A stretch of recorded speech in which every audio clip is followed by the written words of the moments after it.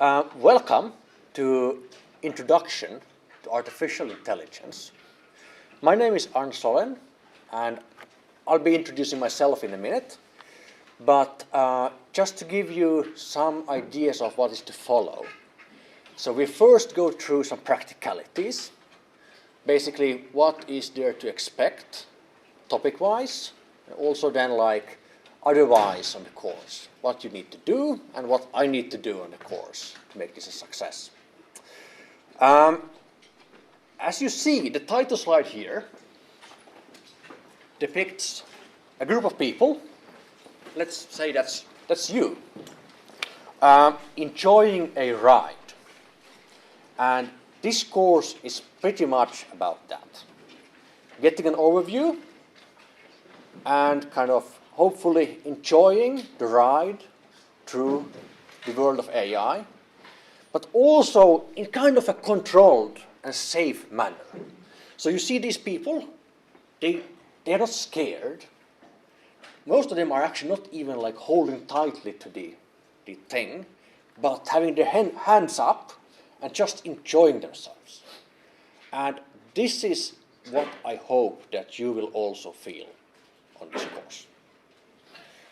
Some of them seem a bit crazy, but you know, the world of AI and this community is full of crazy people, and kind of in the good sense mostly. And yeah, we will see a lot of crazy stuff in the course together. Good. Okay, let's get started. So, as I said, I'm Arno. I like ties. And typically people who wear usual, like traditional ties or bow ties are scary people, like lawyers, businessmen, like serious people. But then in academia, if you see people wearing bow ties, they are typically not as scary, mostly harmless people. And I try to be quite easily approachable, so I hope that you will kind of get the feeling that this is kind of like an open space. I'm happy to discuss these things. And also then if you feel that something is unclear, something I say is wrong or dubious in some way, shout out or like lift your hand or interact. This is a call for interaction. And because there's so many of you in this course, you're actually 400 registered students. Just to help me to see that you're on board, please give me signals. And a very good signal is nodding. So if we have an agreement that you will shout out if there's something that is unclear, or you feel like you want to kind of just signal me that it's going well, let's move forward, then please nod. And now this is a test. If you agree with this, then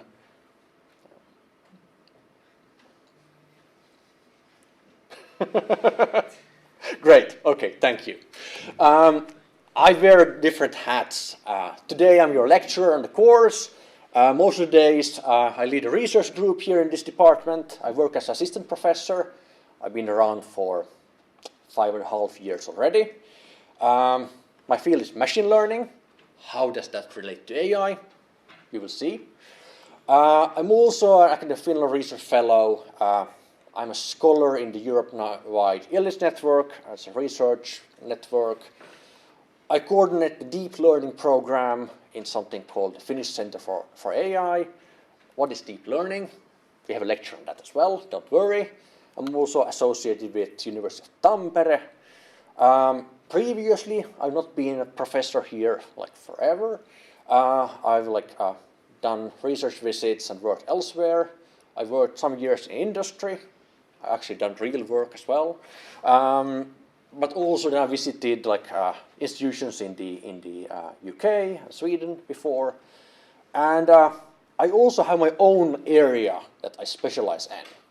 So my focus in my research is like probabilistic methods, kind of taking uncertainties into account, how to like make AIs that are actually uncertain about what they know, and so on. And then also then like real-time machine learning methods that can like work in real time, say in a smartphone, or do not require training for weeks in somewhere in the cloud, but actually can learn things here and now. Okay, but for you, I'll be that dude who's here in the front and discussing and telling you about AI. I have some help. This is a big course, so I really need help. Marcus is the head TA. He's the senior person in charge of practicalities on the course. You will meet him on Tuesday. And he has some helping hands. We have Rui, Ricardo, Ella, and Haishan. So basically, Marcus works as a postdoc in my group, and Rui, Ricardo, Ella, and Haishan, they're all doing their doctoral degrees with me. I'm supervising their doctoral degrees. They all are experts in machine learning and AI, and they also have their own special areas that they know about. And please reach out to them during the sessions. It's a lot easier there, and there's more of us, and then it's not like the strict agenda as in the lectures. So there, talk to them, learn about what they know about, and then kind of interact. I want to highlight that the best way of actually getting your message across, if you have some questions or some practical arrangements that you need to sort out, email Marcus. Not because I wouldn't be interested, but he is keeping all the threads in his hands. So then it's better than you contact him. You can CC me in your emails, but Marcus knows about the practicalities and so on. This course is really meant as a kind of primer in artificial intelligence. So a bit about what to expect. So we try to go through topics that are under the umbrella of AI. And this first lecture will show you that this is easier said than actually explained, because AI is a bit of a tricky term. We will dive into that after the practicalities. But I'll be covering things like symbolic AI, data mining, machine learning. And the goal is basically to kind of make things less mysterious, to demystify these concepts, so that you have an overview of what is actually meant and how they relate to each other. This is a very non-technical course. Basically, I tried to say that there are no equations on the course. This is not quite true. There's at least one equation on the course. But that gives you an idea that even though AI, machine learning, the methods really build on mathematics and computer science. But this course tries to give the idea of what is behind these concepts without the technical details. After the course, you should have an understanding about basic concepts in AI and machine learning. And the level should be on an understanding level.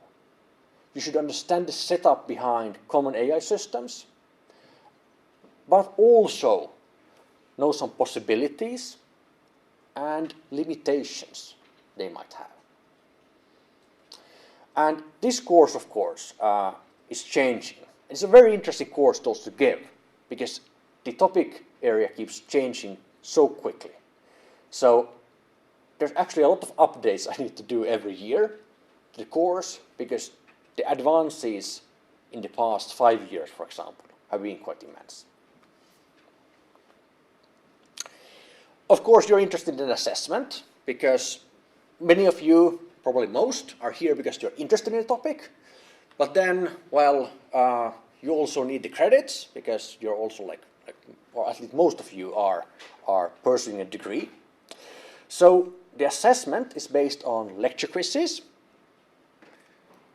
a course essay in the end, and some computer exercises.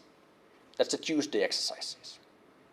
And you basically collect points by doing all these, and they all contribute to completion of the course. I'm not really posing any formal requirements, but some knowledge about like general life, maybe some knowledge about some mathematical concepts might be good, and so on. But formally, there's no required prerequisites for the course. You get the grade, and if you complete the course, you are awarded 3 credits. Is this clear? Good nodding. Great.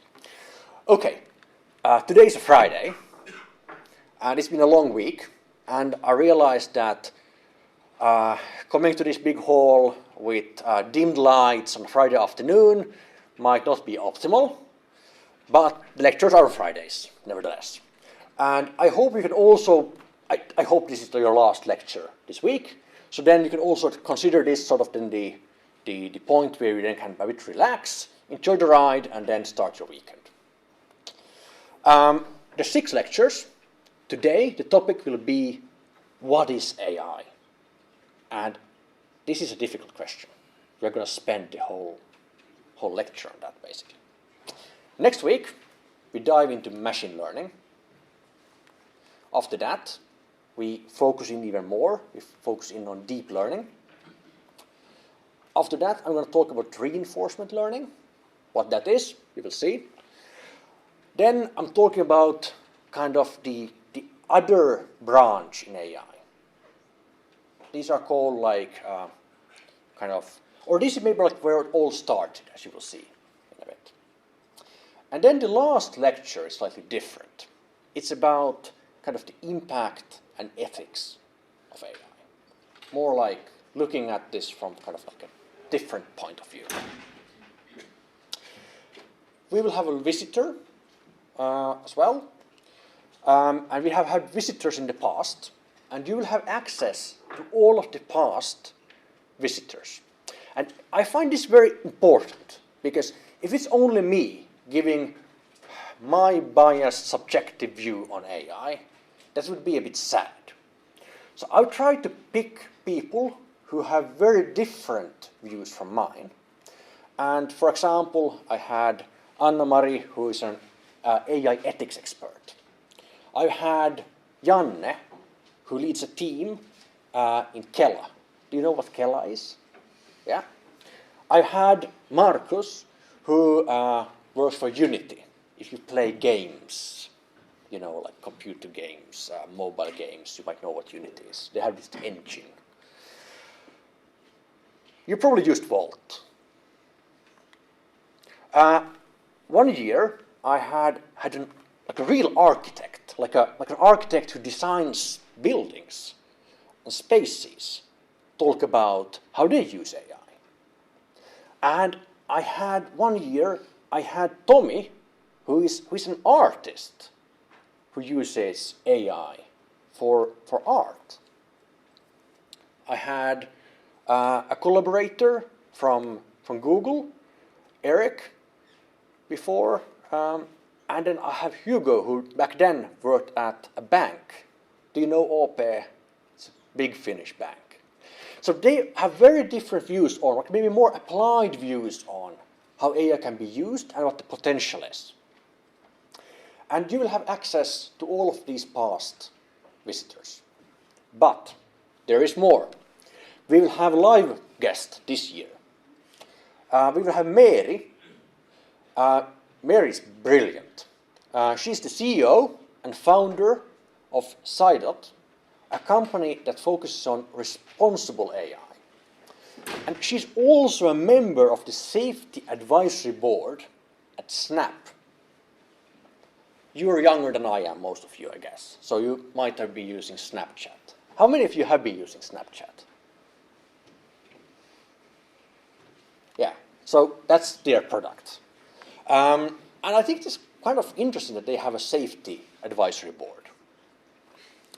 So this will be on March 22nd.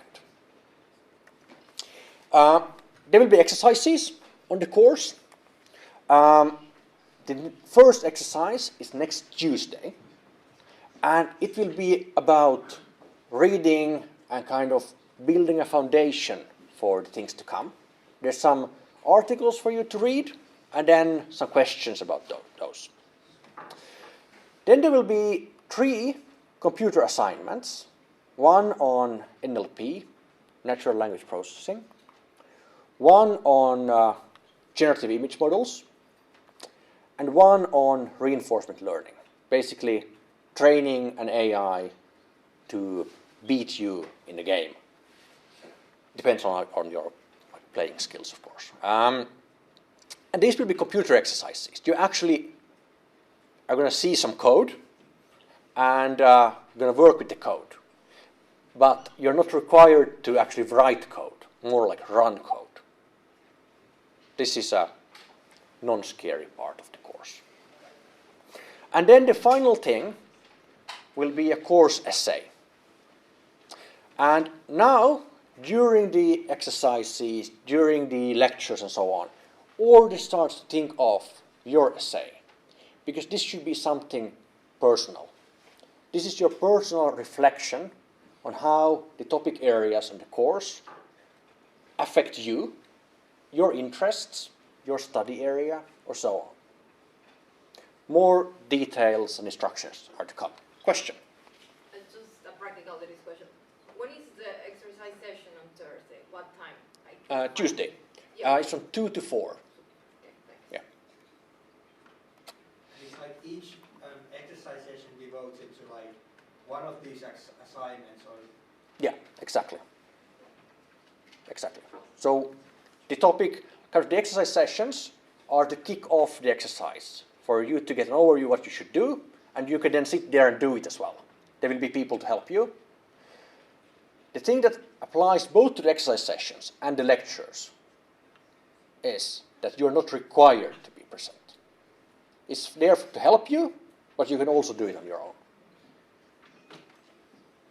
So, how do you collect points? There's 6 lectures, and there's lecture quiz questions after each lecture. You collect points, you get up to 60 points. There are 4 exercises, 10 points each, that's 40 points. There's an essay and a peer grading task related to the essay, 30 points in total. You gain 2 bonus points by attending in person the guest lecture, and 2 bonus points for filling in the course feedback at the end of the course. I need some signal to improve. And this is now like in bold. You must submit an essay in order to pass the course. Because you're going to ask this anyway, this is kind of indicative grade limits for different grades based on previous years. I'm saying the indicative because I typically adjust them a bit. I look at the histogram, because then if there is so that there would be someone who would get a grade 1, but then they're missing 1 point or so. So I try to be kind of flexible with this. But they're probably going to change plus minus 1, 2 or so. Good. You probably have questions. So I collected some questions from the past years. If you don't realize that, you should ask them. Do I need to attend lectures and or exercise sessions in person? No, I'm not requiring that. Also because this is a course that attracts people across the whole university. So people have overlapping classes and so on. You can watch the recordings afterwards. But if you want to interact, then going to the exercise sessions, coming here, is maybe recommended. You're nodding. Thanks. The slides are already online. I'll try to put them there before the session. I've been getting a lot of emails that my name is something. Is this course for me? I don't know, hard to tell based on that information. But typically the questions are that, is this too technical for me? Probably not. Or is this too non-technical? Perhaps. If you're here to learn how to code up your own AI, you're probably on the wrong course. If you want to understand about AI in more general terms, it might be the right course for you. Is there an exam? No exam. The quizzes, exercises, essay count. Can I use AI tools on the course? Well, it's a course on AI. What do you think?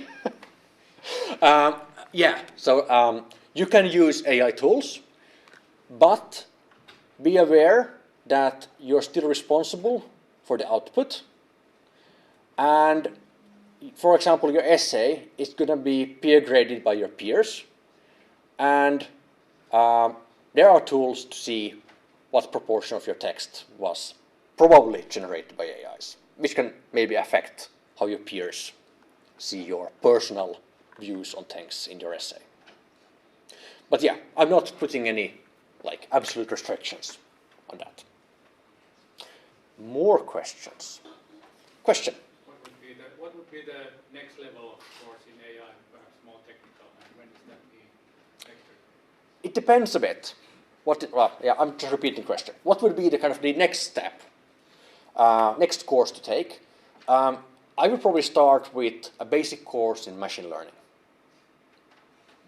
with some hands-on programming and stuff. Question? For how long is the lecture quiz open? Great question. The quizzes will be open until the next lecture. So you have basically 1 week. And to make it simple, you have basically 1 week for everything. So the quiz is open. I'll just activate the quiz after the lecture, and then it will be open until the start of the next lecture. And the same for exercises. They will open on Tuesday and be open until the next session, like the following week. Okay, thank you. More questions? Everything is clear. One there. You already have a deadline for the essay? Nothing set in stone, partially because the university dropped the peer grading system we are using, and we are still looking for a replacement. There are a couple of options there. So that affects the... At the end of the course? Yeah, it's been roughly 1 week after the last lecture or so. But sometimes Easter is affecting the dates and so on. That will not be the case this year, though. But yeah, that hopefully gives you a rough idea. Yeah. There will be a feedback functionality for every lecture separately. It's a very simple thing. It just has 2 boxes. If there's something that you liked, and then something that you felt that could be improved. And this is because I can still adjust things. So then if there's something that annoys you, and I can't change that. I can't change everything. So then log into my courses, send some feedback. I'm going to read them. And then if it's something that is in my power to change before the next session, I'll do my best. And if you have something you want to chat, I'm available during the breaks and after the lecture, but also then I try to be present in the exercise sessions, even though I'm kind of one of you there, because it's the head TA, Marcus, who drives the show there. Good. Okay, now you're let's get started. Let's get started. I feel the same. Okay.